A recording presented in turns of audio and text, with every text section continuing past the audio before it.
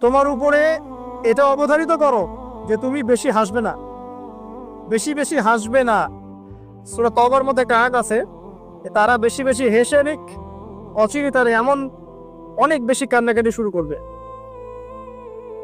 তারা হেসে নিক, অচিরেই তারা অনেক বেশি কান্নাকাটি শুরু করবে। নবী সাল্লাল্লাহু আলাইহি ওয়াসাল্লাম হাদিসে বলেছিলেন, তোমরা যদি জানতে আমি যা জানি, আল্লাহর পক্ষ থেকে আমি যা জানি তোমরা যদি তা জানতে, তাহলে তোমরা একটা মাঠে একত্রিত হয়ে যেতে, স্ত্রী সহবাসও ছেড়ে দিতে, স্ত্রীকে ছেড়ে দিয়ে একটা মাঠে একত্রিত হয়ে যেতে এবং সেজদায় পড়ে কান্নাকাটি শুরু করতে। তোমরা যদি জানতে আমি যা যা, তোমরা সেটা জানো না। তো বেশি হাসাটার কুফল কি? নবী সাল্লাল্লাহু আলাইহি ওয়াসাল্লাম বলছেন, ফাইনাহু ইউমিতুল কলবা। এটা ওই যে কলবের কথা বললাম, কলবের যত্ন নিতে হবে, কলবকে মেরে ফেলবে। বেশি বেশি হাসলে কলবকে মেরে ফেলবে। আবার এখন থেকে কিছু ব্যায়ামের অ্যাসোসিয়েশন বের হচ্ছে, এরা সবাইকে হাসায় হো হো করে, এরা সবাইকে হো হো করে হাসায়, বলে জোরে জোরে হাসলে হার্টের অসুখ কম হয়। আর আল্লাহ রাসূল বলছেন, যারা বেশি বেশি হাসে এদের কলব মরে যায়। নবীজি কেমন করে হাসতেন? নবী সাল্লাল্লাহু আলাইহি ওয়াসাল্লাম মুচকি হাসতেন। তিনি হাসতেন, এমনকি বলা হচ্ছে হাদিসে, নিজের দিনী ভাইয়ের সাথে, মুসলিম ভাইয়ের সাথে হাসি মুখে সাক্ষাৎ করলে নেকি হয়, আমার নামে নেকি লেখা হয়। তো হাসবো অবশ্যই, আমরা কখনোই মানে হাসা কমিয়ে দিব না, অবশ্যই হাসবো, তবে অট্ট হাসি না। অট্ট হাসি নিজের হৃদয়টাকে কি করে মেরে ফেলে, মুচকি হাসি। আর নবীজি কখনো কখনো এমন ভাবে হেসেছেন যে তার দাঁত দেখা গেছে, এমন ভাবেও হেসেছেন, কিন্তু সেটা সংখ্যা খুব কম ছিল। তো আসুন, এরা একটা কুফল আছে, ওয়ায়াযহাবু বিনূরি ওয়াজহি, এবং এই অট্ট হাসি বেশি বেশি দেওয়ার ফলে চেহারার যে নূর, মুত্তাকি মানুষ যারা, নামাজি মানুষ যারা কোরআনের সাথে সম্পর্ক রাখে, দেখবেন চেহারা একটা নূর থাকে, একটা আলো থাকে, আল্লাহর পক্ষ থেকে একটা নূর থাকে, একটা রোদ থাকে, একটা প্রভান থাকে। রোদ মানে প্রভান। তো বেশি বেশি জোরে জোরে হাসতে চেহারার নূর কমে যায়। একটু খেয়াল করে দেখবেন, আপনি 5 ওয়াক্ত সালাত জামাতের সাথে পড়ার চেষ্টা করেন, নিয়মিত তাহাজ্জুদ উঠতে অভ্যাস করেন, দেখবেন ফজরের ওয়াক্তের দিকে আপনার চেহারা দিয়ে কিছু একটা নূর বের হচ্ছে। এটা হবে, দেখবেন চেহারাটা নূরানি লাগবে। দেখবেন অনেক ভাই যারা মারা গেছেন, জানাজা পড়াতে গিয়ে দেখবেন চেহারা নূরানি, চেহারাতে আলো বের হচ্ছে। আর মানুষ যত বেশি পাপ করতে থাকে, চেহারার নূর তত কমতে থাকে, চেহারার নূর তত কমতে থাকে।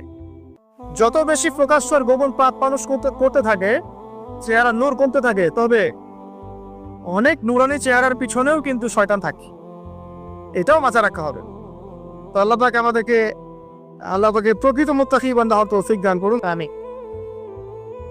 আর দুটো ওসিয়ত তিনি করেছেন, সেটা হলো যে কুলতু জিদনি ইয়া রাসূলুল্লাহ, আমি বললাম হে রাসূল আমাকে আরো বাড়িয়ে দিন, আরো ওসিয়ত করুন। তিনি বলছেন, কুলিল হাক ইন কানা মুররান, সব সময় সত্য কথা বলবে, যদিও এটা তিতা শোনায়, মানুষের কাছে তিক্ত মনে হয়, তুমি সত্য কথা বলবে। আর সত্যের সংজ্ঞাটা আমাদের জানতে হবে। সত্যের সংজ্ঞাটা আমরা যা শিখেছি এটা চূড়ান্ত সংজ্ঞা নয়। সত্যের ডেফিনেশন হচ্ছে সূরা কাহফের 29 নম্বর আয়াতে আছে। কোন সূরা? সূরা কাহফ 29 নম্বর আয়াতে আছে। আল্লাহ পাক বলেছেন, ওয়া কুলিল হাক্কু মির রাব্বিকুম ফামান শাআ ফালইউমিন ওয়া মান শাআ ফালইয়াকফুর।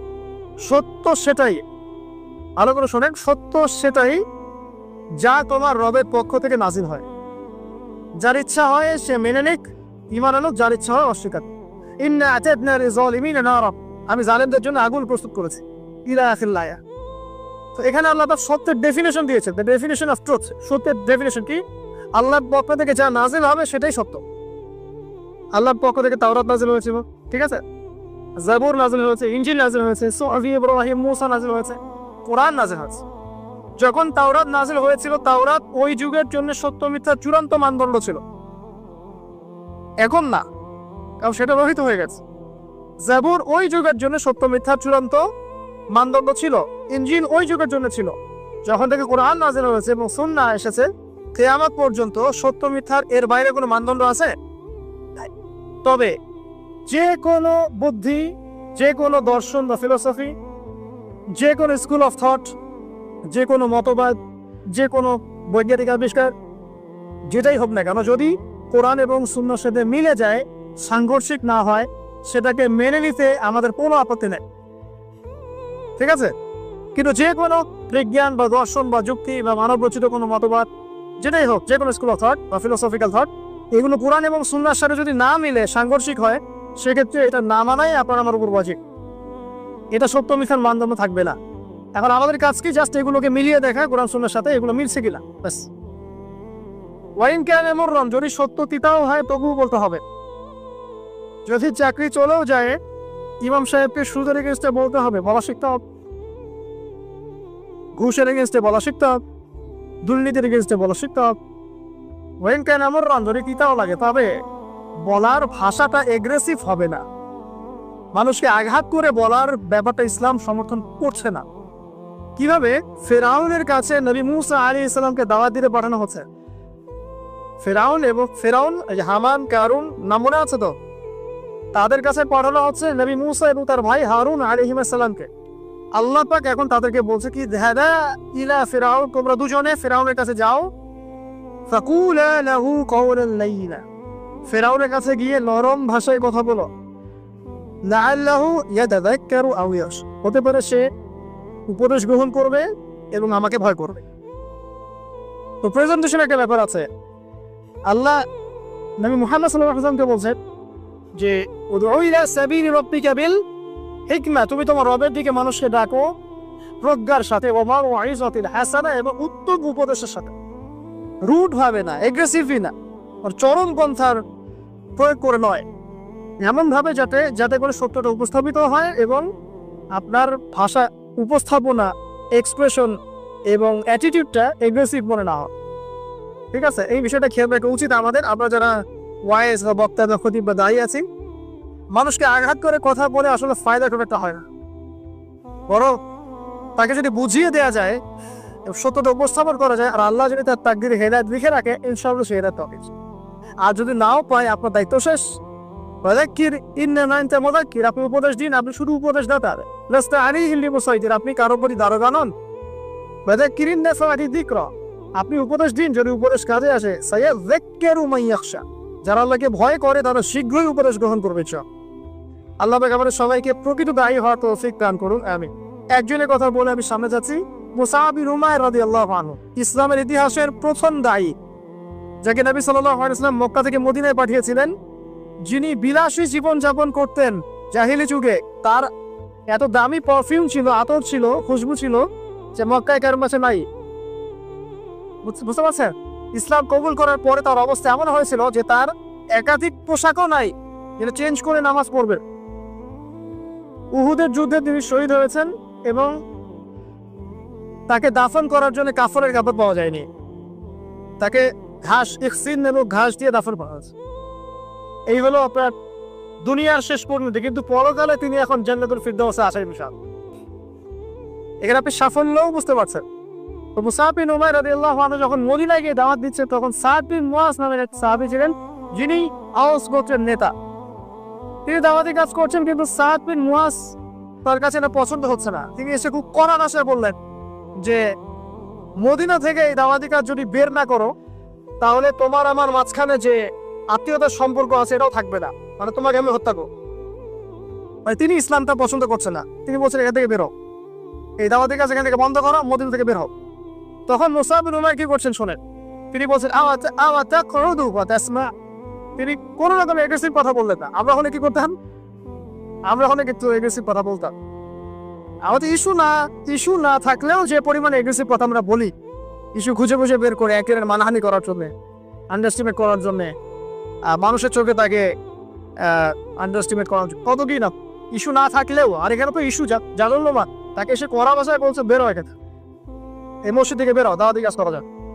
তিনি বলছেন, আচ্ছা করদু ফাতাসমা, আপনি কি একটু বসবেন, একটু শুনবেন। ওয়াইন রাদিতা বিহি ক্বাবিলত, আমি যে দাওয়াতটা দিচ্ছি এটা যদি আপনার পছন্দ হয় তাহলে আপনি কবুল করবেন। ওয়াইন কারিহতা, যদি আপনি এটা অপছন্দ করেন, আযাল্লা আনকা মা তাকরা, তাহলে আপনি যেটা অপছন্দ করছেন এটা আপনার এখান থেকে নিয়ে চলে যান, হাত করে। কত ডিপ্লোম্যাটিক অ্যান্সার, যে আমি দাওয়াতটা দিচ্ছি, এই দাওয়াতটা যদি আপনার পছন্দ হয় আপনি কবুল করেন, যদি না হয় তাহলে আমি এখান থেকে চলে যাব। এবার তিনি বসলেন, তাওহীদের কথা শোনালেন, লা ইলাহা ইল্লাল্লাহ, দাওয়াত দিনে ইসলামের সব বেসিক জিনিসগুলো বোঝালেন। সাদ বিন মুআজ রাদিয়াল্লাহু আনহু ইমিডিয়েটলি ইসলাম কবুল করলেন এবং তার মধ্য দিয়ে 80টা পরিবার ইসলাম কবুল করল। এই হচ্ছে দায়ী ক্যারেক্টার হওয়া উচিত। আল্লাহ পাক আমাদেরকে তার মতো দায়ী হওয়ার তৌফিক দান করুন, আমিন। তো যেটা বলছিলাম যে সত্য উপস্থাপন করতে হবে, তবে মাউইজাতুল হাসানা, হিকমার সাথে, প্রজ্ঞার সাথে, এবং যুগোপযোগীভাবে কোরআন সুন্নাহকে হাতে নিয়ে ওয়ার্ল্ডকে ডিল করার মতো জ্ঞান থাকতে হবে। সর্বশেষ নবী সাল্লাল্লাহু আলাইহি ওয়াসাল্লাম যে ওসিয়তগুলো করছেন সেটা হলো, তিনি বলছেন লা তাখাফ ফিল্লাহি লাওমাতা লাইম, হে আবু যর, আল্লাহর পথে চলার ক্ষেত্রে নিন্দুকের নিন্দা কোনো পরোয়া করবে না। আল্লাহর পথে যখন তুমি চলতে শুরু করবে, কোন চলা? প্রকৃত চলার কথা বলছি, কথিত চলার কথা বলছি না। আমরা কিন্তু ম্যাক্সিমাম কথিত চলি, আর প্রকৃত চলার কথা বলছি। মানে ইসলামের বেসিক প্রতিটা বিষয় আপনি মেনে চলেন, এটা প্রকৃত চলা। এবং নিষেধ, বেসিক নিষেধ সব ছেড়ে দেন, এর না প্রকৃত চলা। আর কথিত কি? বাইন বাই মুযাজ্জাবিনা বাইনাহুম, মানে এদিকেও আছে এদিকেও আছে, মানে যখন যেদিকে বাতাস সেদিকে ফ্লোর। ঠিক আছে, পাবলিক দেখলো, একটা ফতোয়া দিলাম, পাবলিক চেতে গেল, ফতোয়া চেঞ্জ করে দিলাম, মুযাজ্জাবিনা বাইনাহুম। তো প্রকৃত চলা, যখন তুমি প্রকৃত রূপে আল্লাহর পথে চলবে, তখন মানুষ তোমার নিন্দা করবে, সমালোচনা করবেই। মানুষ নিন্দা করবেই, সমালোচনা করবেই। এটা নবীগণের সুন্নাত। নূহ আলাইহিস সালাম থেকে শুরু করে মুহাম্মদ সাল্লাল্লাহু আলাইহি ওয়াসাল্লাম পর্যন্ত এমন কোনো নবী নাই যাকে তার কওম তিরস্কার করে নাই, বের করে দেয় নাই, অত্যাচার করে নাই। কোনো কোনো ক্ষেত্রে নবীদেরকে হত্যা পর্যন্ত করা হচ্ছে। তো নবীগণের যে নিষ্পাপ কোনো মানুষ আছে, তাহলে তাদেরকে এই ভোগান্তি কেন পোহাতে হলো? তারা কি আমার হচ্ছে অন্য কোনো ইসলাম ফলো করতেন? তাহলে আমরা এমন করে ইসলাম ফলো করছি যেটা করলে আমাদের সব ঠিক থাকে, চাকরিও যায় না, পরিবারে সব ঠিক থাকে, এদিকে আমি ব্যবসাও লাভ উন্নতি করছি, ঠকাচ্ছি, আবার হজমও ঠিক আছে, মাশাআল্লাহ। সো কেন যে ইসলাম পালন করলে পরিপূর্ণ ইসলাম যারা পালন করছে না, এরা তখন আপনাকে নিন্দা করবে, সমালোচনা করবে, আপনাকে তিরস্কার করবে। এটা শুরু হবে আপনার পরিবার থেকে। আপনি টোটাল ইসলাম ফলো করার চেষ্টা করেন, আপনার পরিবার থেকে বাধা চলে হবে ফার্স্ট অফ অল, এখান থেকে। তারপরে সমাজ মেনে নিবে না, তারপরে দেখা যাবে ধর্ম নেতারা মেনে নিবে না। প্রচলিত একটা সিস্টেম চলছে, আপনি এসে একটা নতুন কিছু বলছেন, তখন এরা মেনে নিবে না, যে নতুন বিষয়টা অবশ্যই কোরআন সুন্নাহর সাথে মিল আছে। তারপরে সর্বোচ্চ লেভেল ফেরাউন, নমরুদটা পড়ে, ওটা সবার আগে আসবো। তবে নবীজি বলছেন সাল্লাল্লাহু আলাইহি ওয়াসাল্লাম, লা তাখাফু ফিল্লাহি লাওমাতা লাইম, কোন নিন্দুকের নিন্দা বা সমালোচনার পরোয়া করবে না। মনে রাখবেন, যারা বীর তাদের গায়ে আঘাতের চিহ্ন থাকে, যারা কাপুরুষ এদের গায়ে কখনো আঘাতের চিহ্ন থাকে না। আর যারা ইসলাম ফলো করেও খুব পুত পবিত্র থাকতে চায়, ডানেও যাবো না বামেও যাবো না, এভাবেই সব চলবে, তাদের ইমান, ইসলাম এবং ইহসান নিয়ে নতুন করে ভাবার সময় এসেছে এখন। আল্লাহ পাক আমাদেরকে প্রকৃত ইসলাম ফলো করার তৌফিক দান করুন, আমিন। আর প্রকৃত ইসলাম মধ্যমপন্থী, এটা শৈথিলতাবাদীও নয় এবং চরমপন্থীও নয়। প্রকৃত ইসলাম মধ্যমপন্থী, না শৈথিলতাবাদী না চরমপন্থী। সর্বশেষ ওসিয়ত ছিল তার, জিবনি ইয়া রাসূলুল্লাহ, তিনি বলছেন, ক্বাল লিয়াহজুজকা আনিন নাস মা তা'লামু মিন নাফসিক, অন্য মানুষের সম্পর্কে নিন্দা করার মানসিকতা তোমার যদি তৈরি হয়, অন্য কারোর সম্পর্কে নিন্দা করার, সমালোচনা করার মানসিকতা যদি তোমার তৈরি হয়, তাহলে তুমি আগে নিজের দিকে খেয়াল করবে, ওইটা তোমার মধ্যে আছে, তারপরে তুমি কথা বলতে আসো। মানুষের সম্পর্কে নিন্দা সমালোচনা করার আগে তুমি নিজের কলব এবং নিজের নফসকে দেখবে তোমার মধ্যে সেটা আছে কিনা। এটা যেন তোমাকে বাধা দেয় যে তোমার মধ্যেও তো সেই বিষয়টা আছে, তুমি কেন ওই বিষয়টা নিয়ে অন্য কারো সমালোচনা করতে যাচ্ছ। এখন অনলাইনের যুগ, এটা আমাদের খুব ভালো করে মাথা রাখা উচিত। আমরা আর কিছু পারি আর না পারি, দিনের জন্য কিছু করতে পারি আর না পারি, সমালোচনা আর গীবত তো আমাদের এক্সপার্ট। দেখেন ফেসবুক আর কমেন্ট বক্স যে ফাটাই ফেলছে, বাস্তবে সে দিনের জন্য কিছুই করে না। দিনের জন্য একটা বই লিখেছে, না একটা লেকচার দিয়েছে, না মানুষকে হক কথা বলেছে, না কোনো হ্যাসেল পড়িয়েছে, না তার উপর কোনো সাফারিংস আসার পর সফর করেছে, কিছুই করে নাই। ইভেন গিয়ে দেখেন মাথা করে যা বিশুদ্ধ করে কোরআনটুকু তেলাওয়াত করতে পারে কিনা। বকর করার সময় আর কমেন্ট করার সময় আর মানুষকে সমালোচনা করার সময় দেখবেন সবার অগ্রবর্তী। ভাবখানে এমন সে জাতির উম্মাহ, যে সে উম্মার নেতৃত্ব দিচ্ছে। তো সবচেয়ে বড় কথা হচ্ছে আল্লাহ পাক মানুষের ভিতরের কথা জানে। আল্লাহ রাব্বুল আলামিন এই হাদিসের মধ্যে দিয়ে আমাদেরকে জানাচ্ছেন, অন্যের ব্যাপারে কটু কথা বা নিন্দা সমালোচনা করার আগে তুমি দেখবে তোমার মধ্যে সেই প্রবলেমটা আছে কিনা। আল্লাহ পাক আমাদের সবাইকে নিজের চেহারা আগে আয়নায় দেখা তৌফিক দান করুন, এরপরে অন্য কারো অন্য কারো বিষয়ে মানদণ্ডে আনা তৌফিক দান। আরেকটা কথা বলে শেষ করি যে সবাই সবকিছু সমালোচনা করবে না। যে ব্যক্তি আলেম, সে একজন আলেমের সমালোচনা করতে পারে, এটা মানায়। যে আলেম না, যে দিনের কিছুই বোঝে না, যে পুরানো তেলাওয়াত করতে পারে না, হাদিসে নেবারতও করতে পারে না, কিছুই পারে না, সে কেন একজন আলেমের সমালোচনা করবে? তার কি অধিকার আছে এটা নিয়ে সমালোচনা করার? একজন পলিটিশিয়ান আরেকজন পলিটিশিয়ানের সমালোচনা করতে পারে। আমি পলিটিক্স বুঝি না, আমি সমালোচনা করবো না, সিম্পল। একজন ইকোনমিক ব্যক্তিত্ব, যিনি ইকোনমিক্স নিয়ে পড়াশোনা করছেন, তিনি সমালোচনা করতে পারেন আরেকজন ইকোনমিক্সের। আমি তো ইকোনমিক্সে কিছুই বুঝি না, আমি কেন সমালোচনা করতে যাব? এই জাতিগত পরিবর্তন আনতে হবে। যে সেক্টরে আছি আমরা, সেই সেক্টরে দক্ষ মানুষদেরকে সেই জায়গায় নেতৃত্ব দিতে হবে। তখন দেখবেন ইনশাআল্লাহ সমাজে সুশৃঙ্খলতা আসবে, শৃঙ্খলা আসবে ইনশাআল্লাহ।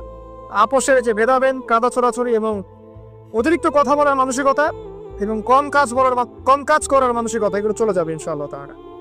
আল্লাহ পাক আমাদের সবাই যে আবু যর রাদিয়াল্লাহু আনহুর এই প্রশ্নোত্তরের মধ্য দিয়ে যে ওসিয়তগুলো আমরা পেলাম, এগুলোর উপরে আমাদের সবাইকে আমল করার তৌফিক আল্লাহ পাক দান করুন, আমিন।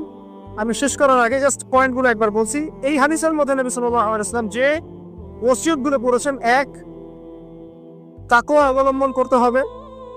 তাকওয়া মানে আল্লাহ ভীতি। এটা আমাদের প্রতিটা আমলকে সুন্দর করে দিবে, এটা এক নাম্বার। দুই, কোরআন তেলাওয়াত নিজের উপরে ওয়াজিব করে নিতে হবে এবং আল্লাহর জিকিরকে নিজের উপর ওয়াজিব করে নেওয়া লাগবে। তাহলে কি হবে? আল্লাহ আসমানে আমাদেরকে স্মরণ করবেন এবং পৃথিবীটা আল্লাহ পাক এই জাহেলিয়াতকে পাশ কাটিয়ে চলার মতো নূর আমাদেরকে দান করবেন ইনশাআল্লাহ আযজা ওয়া জাল। তারপরে নবীজি বলেছেন যে দীর্ঘ সময় নীরব থাকার একটা অভ্যাস তৈরি করো, নীরবতা অবলম্বনের চর্চা করো, তাহলে কি হবে? তোমার দিনের কাজগুলো গুছিয়ে আসবে ইনশাআল্লাহ। আল্লাহ পাকের নূর পাওয়া, মারিফত অর্জন হবে। তারপরে নবী সাল্লাল্লাহু আলাইহি ওয়াসাল্লাম বলেছেন যে বেশি বেশি হাসা থেকে বিরত থাকবে। বেশি বেশি অট্টহাসি দিলে কলব মরে যায় এবং চেহারার নূর জ্যোতি চলে যায়। শেষের দিকে নবীজি বলেছেন সাল্লাল্লাহু আলাইহি ওয়াসাল্লাম যে সবসময় সত্যের উপর থাকবে, সত্য কথা বলবে, যদিও সেটা তিতা হয়, যদিও সেটা তিক্ত হয়। এরপর তিনি বলেছেন আল্লাহর পথে চলার ক্ষেত্রে কোনো নিন্দুকের নিন্দার পরোয়া করবে না। এবং সর্বশেষ তিনি বলেছেন অন্যের সমালোচনা করার ক্ষেত্রে তোমার মন যদি সায় দেয়, তাহলে তোমার নফসকে কন্ট্রোল করবে, এটা এই ধারণার ভিত্তিতে যে ওই দোষটা তোমার মধ্যেও আছে।